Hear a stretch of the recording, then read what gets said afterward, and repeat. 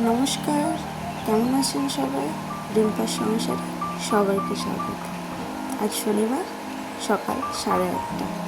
মানু যাবে তার পাপার সাথে ঘুরতে, তাই রেডি হয়ে আমাকে টাটা করছে। দেখো, তো ওরা যাচ্ছে নিচে গিয়ে, কারণ ও একটু চলাফেরা করে ওর পাপার সাথে সকাল সকাল। ওকে খাইয়ে দিলে ও প্রায় আধা ঘন্টা পৌনে 1 ঘন্টা ঘুরে আসে। তো সেই ফাঁকে আমি আমার বিছানাটা ঠিক করে দিচ্ছি। রাতের বিছানার অবস্থা যা দেখে মাঝে মাঝে মাথা ঘুরে যায়, কিন্তু কিছু করার নেই, বাচ্চা মেয়ে আছে আমার কাছে। তো আমাদের খাট নিইনি এই কারণ আমার মেয়ে এখনও ছোট, আর খাট নিলে পড়ে যাওয়ার ভয়টা বিশাল। এখানে খাট নিয়েও কি আর না নিলেও কি কোনো ম্যাটার না। তো আমি স্নান করে আসার পর দুধওয়ালা চলে এসেছে।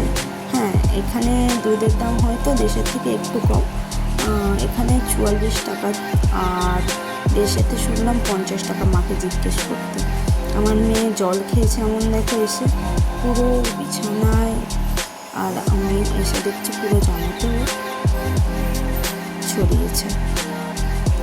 যাই হোক, ওকে ওর পাপা একটু ধরেছে, ওর পাপা একটু পরেই দোকানে চলে যাবে। সেই কারণে আমি ফুলকপিটা একটু সেদ্ধ করতে চাপিয়ে দিচ্ছি, কারণ এখনের ফুলকপি তো, আর মানু খাবে, সেই জন্য আমি ফুলকপিটা একটু সিদ্ধ করে নিচ্ছি। আশা করি সবাই সিদ্ধ করেই নেয়, কেউ কেউ এক একজন ভেজে নেয়। তো মেয়ে খাবে, সেই জন্য কোনো রিস্ক নিতে চাইলাম না। তো ফুলকপিটা আমি আগে সেদ্ধই করে নিই। আর কাল রাতে আমাদের দোকান, মানে যার দোকানে রিকির বাবা কাজ করে, তাদের বাড়ি থেকে প্রসাদ পাঠিয়েছিলাম। তো আমি প্রসাদ থেকে একটু অবাক।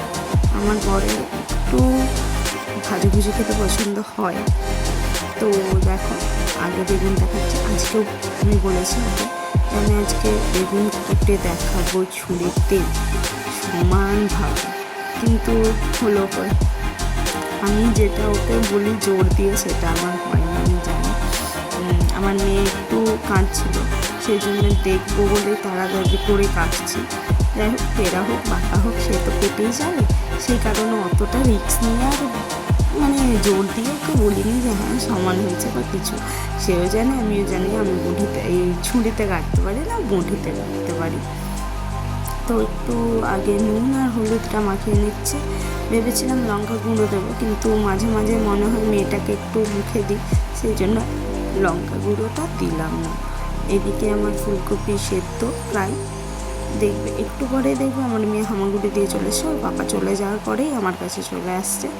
দেখো, ও আমাকে মানে চোখ খোলা রাখতে হয় সবসময়। একটু আগে পর্যন্ত বঁটিটা ওখানে ছিল না, হুট করে আমি রেখেছি, বাস ও চলে এসছে, আমার অতটাও খেয়াল নেই।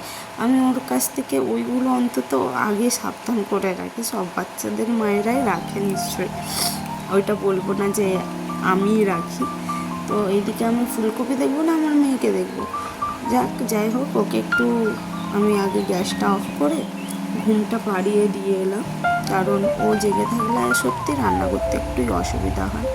তো আমার বেগুন ভাজার জন্য আমি রেডি করছি তাওয়াতেই ভাজবো, কারণ দুটো কোড়া কে করবে, আবার ধুতে হবে। একটু আমি কুড়েও আছি। যাই হোক, নিজেকে কুড়ে বলতে কোনো অসুবিধা নেই, লোকে কুড়ে বললে একটু গায়ে লাগে। যাই হোক, তো এদিকে একটু হালকা তেলে ভাজবো বলে ওই জন্যই আরও সত্যি কথা তাওয়াটা বেজে করে দিয়েছি, অন্য কিছু না। তো ফুলকপিটা আগে নেড়ে নেব, কারণ একটু সিদ্ধ করার পরও দেখছি কাঁচা কাঁচা ভাব গন্ধটা রয়ে যাচ্ছে। ফুলকপির আবার গন্ধ যায়, আমিও পাগলের মতো তোমাদের সাথে কথা বলছি। যাই হোক, একটু মানিয়ে নিও। এদিকে বেগুনটা ভাজছি আর ওইদিকে ফুলকপিটাও মারছি। এরপর আজকে ফুলকপিতে মশলা বলতে তেমন কিছু যাবে না। আজকে আমাদের মঙ্গলবার না শনিবার, সরি ভুলে গেলাম, ভগবান। তো আদা জিরে আর ধনে যাবে, লঙ্কাটা একটু পড়ে যাবে, কারণ মেয়ের জন্য একটু তরকারিটা তুলে রাখবো। তো শনিবার, মঙ্গলবার আর বৃহস্পতিবার আমাদের পুরো ভেজ, মানে যত কাণ্ডই হয়ে যাক আমাদের ভেজ। ওই 3টে দিন পুরো আমরা নিরামিষ ভোজি। এদিকে আমার মশলাটাও বাটা রেডি, আর এইদিকে আমার ফুলকপিটাও ভাজা হয়ে গেছে প্রায়। মেয়েকে ঘুম পাড়াতে যেয়ে বেগুনের কথা একটুও মনে ছিল না। যাই হোক, মানিয়ে নিয়ে খেয়ে নেবে, আমি জানি ওর বাবা একটু মানিয়ে নিতেও পছন্দ করে, কিন্তু আমি পারি না। আমি প্রচুর ঝগড়া করি ওর সঙ্গে। মেয়েদের ঝগড়া করে না করলে কি হয় বলো। তো এতে 5 ফোড়ন যাবে আর তেজপাতা যাবে, অন্য কিছু আর দেবো না। লঙ্কাটা পরে দেবো, তোমাদের বললাম। একটা শুকনো লঙ্কা দেওয়ার ইচ্ছা ছিল, আবার ভাবে মেয়েটা খাবে, শুকনো লঙ্কাটা না দেওয়াই ভালো। তো যেমন ফুলকপিতে পরে মশলা কেমন করবো।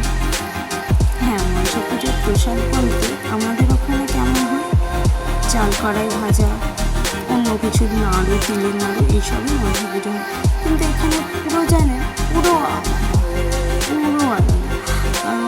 এখানে একটু নিমকি টাইপ দিচ্ছে, আমি যেটা একটু পরে দেখাবো তোমাদেরকে, আপনাদেরকে না তোমাদেরকে বলবো। আশা করি সবাই মানিয়ে নেবে, কারণ তুমি বলতে আমি বেশি পছন্দ করি। আমি জানি আমার ইউটিউব ফ্যামিলিটাও আমার আপন, সেই জন্যই আমি ইউটিউবে ভিডিও দিচ্ছি আজকাল।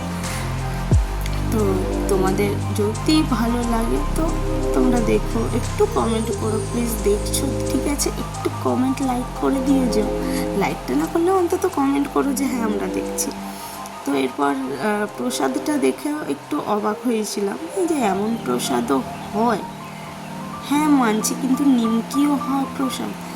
লঙ্কা দেওয়ার কারণটা তোমরা সবাই জানো, বাচ্চা মেয়ে থাকলে লঙ্কাটা দিতে হয় খাবারের সাথে। দেখো আমার মেয়ে একবারে নিশ্চিন্তে ঘুমাচ্ছে, এরপরে উঠবে আমি জানি, ওকে ওঠাবো, না উঠলেও ওঠাবো।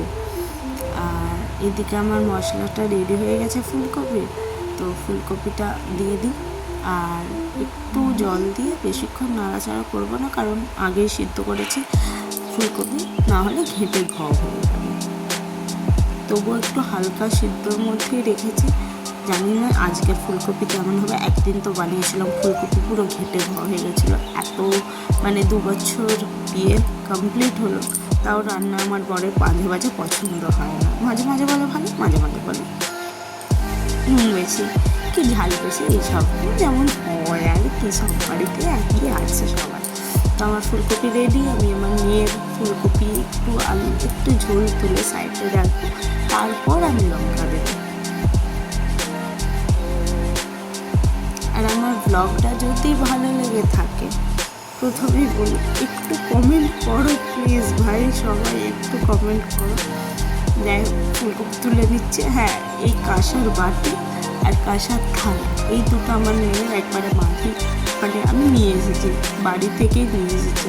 আর ভালো লাগে বাচ্চাদেরকে, এতে খাবার দিতেও ভালো লাগে আর দেখতেও ভালো লাগে। আমাকে একজন জিজ্ঞেস করেছিল এখানে এটা কি, বাচ্চা মেয়ে। আমি বলি এটা সোনার। তো বললো না আন্টি আমাদেরকে ভুল বলেছে। ওদের সঙ্গেও লাগে, একদিন ওদেরকেও দেখাবো, নিচে যারা থাকে তাদেরকেও একদিন আমি আমার ব্লগে দেখাবো। লঙ্কা দিয়ে একটু ফুটিয়ে আমি নামিয়ে দেবো। আজকের মতো এইটুকুই। সবাই ভালো থাকবে, সুস্থ থাকবে। আর যদি ব্লগটা ভালো লেগে থাকে please comment, like, share. By.